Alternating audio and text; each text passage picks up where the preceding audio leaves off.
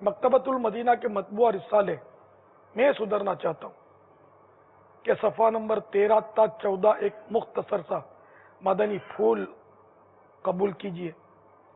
ایک موقع پر حضرت سیدنا عمر فاروق رضی اللہ تعالی عنہ نے ارشاد فرمایا، اے لوگو، اپنے اعمال کا اس سے پہلے محاسبہ کر لو کہ قیامت آ جائے اور ان کا حساب لیا جائے۔ اللہ عز و جل کی ان پر رحمت ہو اور ان کے صدقے ہماری بے حساب مغفرت ہو۔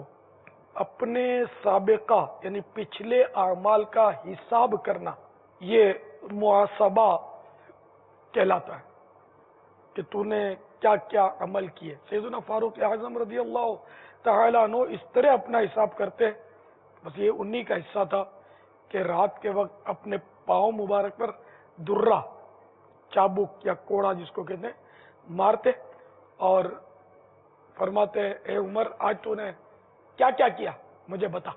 حالانکہ آپ رضی اللہ تعالیٰ عنہ قطعی جنتی، پھر بھی یہ عمل تھا آپ کا۔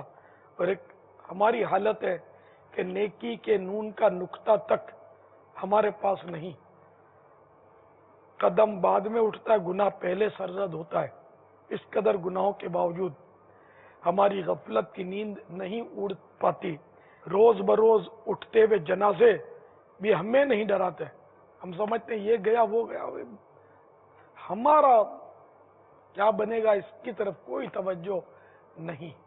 یاد رکھیے، قبر میں میت اترنی ہے ضرور، جیسی کرنی ویسی بھرنی ہے ضرور۔ اللہ تعالی ہم سب کو اپنا محاسبہ کرنے کی توفیق عطا فرمائے، آمین بجاہ النبی الامین صلی اللہ تعالی علیہ وآلہ وسلم۔ صلو علی الحبیب صلی اللہ تعالی علی محمد۔